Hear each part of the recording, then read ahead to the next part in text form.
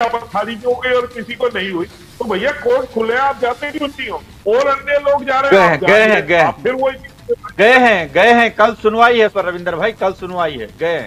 हाँ, अच्छी बात है ना। अगर है ऐसा हुआ है तो उसको जरूर देखा जाना चाहिए, लेकिन आप आपका कहना यह है कि कोर्ट इस मामले में जाना चाहिए और कई लोग गए भी हैं। शांति प्रसाद भट्ट जी, उत्तराखंड क्रांति दल, आप क्या स्थिति है? ये तो बड़ी असमंजस है, बड़ी दुविधा है। आज तक भी पंचायत चुनाव हुए हैं, लेकिन ऐसी दुविधा शायद ही कभी देखी गई हो।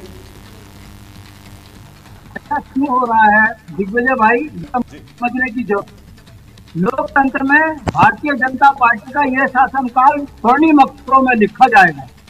पंचायती राज एक्ट की कैसे धज्जियां उड़ाई गई है, इसका अगर कहीं देखना है तो उत्तराखंड में आकर देखिए। 1 साल लेट चुनाव हुए और चुनाव कैसे हो रहे हैं। आरक्षण में धांधली, अंधा बांटे रेवड़ी, अपने अपने को दे की नीति पे काम हुआ। फिर जनता हाई कोर्ट गई, उसका समाधान हुआ। फिर दोबारा देखिए, जहां 2 जगह बॉर्डर थे उनको इन्होंने अनुमति दे दी, वो भी पंचायती एक्ट का उल्लंघन हुआ। शक्ति बरसवाल पत्रकार गए, हाई कोर्ट ने रोक लगा दी।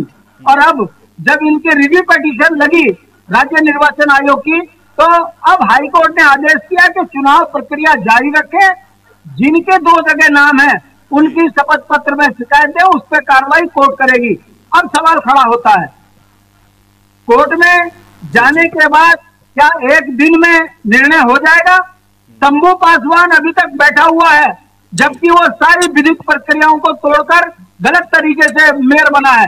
क्या करोगे आप जब पीठासीन अधिकारी संपूर्ण शक्तियां रखता है किसी के नामांकन को रद्द करने का और दाखिल करने का? तो ऐसे में 5 साल तक लटका के रखेगा। कहने का मतलब है, क्या आने वाले समय में कोर्ट के सहारे धज्जियां नहीं उड़ेंगी पंचायती राज एक्ट? यहाँ पर सरेआम कैंडिडेटों को खरीदा जा रहा है। जिला पंचायत की पूरी विपक्षी बैठ गया, निर्विरोध व्यक्ति बन रहा है। क्या ये लोकतंत्र के साथ में अन्याय नहीं हो रहा है? कहने का मतलब है, भारतीय जनता पार्टी के शासनकाल में कानून की धज्जियां जिस तरीके से उड़ रही हैं और राज्य निर्वाचन आयोग पर जिस तरीके से सवाल खड़े हो रहे हैं, भाजपा का नेता ये नहीं बता पा रहा है कोई कि यदि नियमों का उल्लंघन नहीं होता तो 6 तारीख के उस आदेश पर हाईकोर्ट ने स्टे क्यों दिया? और जब आप रिव्यू पिटीशन पर गए तो हाईकोर्ट ने यह क्यों कहा कि जो जिनके डबलिंग होंगे वोटर आईडी, उनके ऊपर शपथ पत्र में शिकायत होगी तो कार्रवाई होगी? तो क्या निर्वाचन आयोग अपनी भूल को अभी सुधारेगा नहीं? मेरा जो अनुभव है वो ये कहता है कि ये अपराधी अपराध करेंगे, ये जीतने के बाद इनके खिलाफ रिट पड़ेंगी और वो रिटें 5 साल तक कोर्ट में घूमती रहेंगी।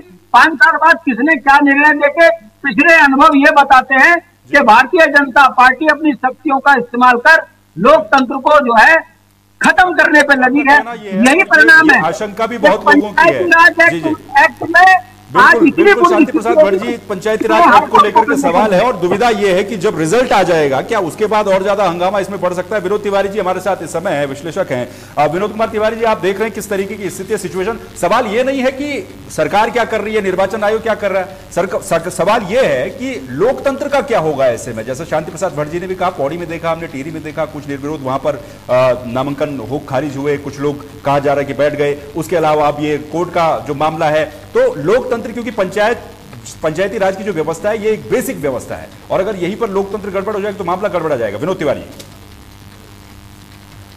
देखिए मेरा मानना है कि कुछ जगह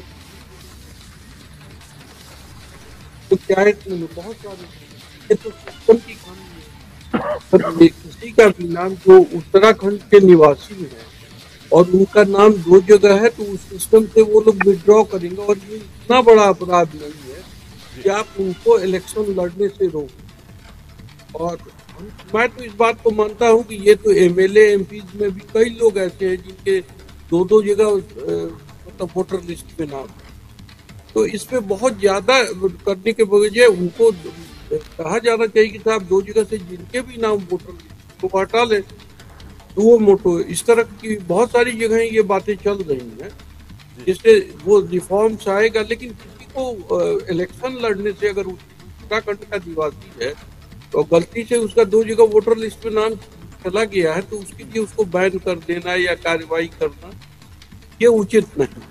लेकिन तिवारी साहब ये गलती से नहीं, क्योंकि बहुत सारे लोग निकाय के वोटर भी रह चुके हैं और अब पंचायत के भी हैं।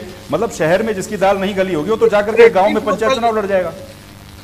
तो जो डेलिबरेटली कर रहे हैं उनको पनिश और उनको नहीं दिया जाए, अलाउ नहीं किया जाए। अगर वो डेलिबरेटली को मैनिपुलेट कर रहे हैं वो तो चिन्हित हो जाएंगे लोग।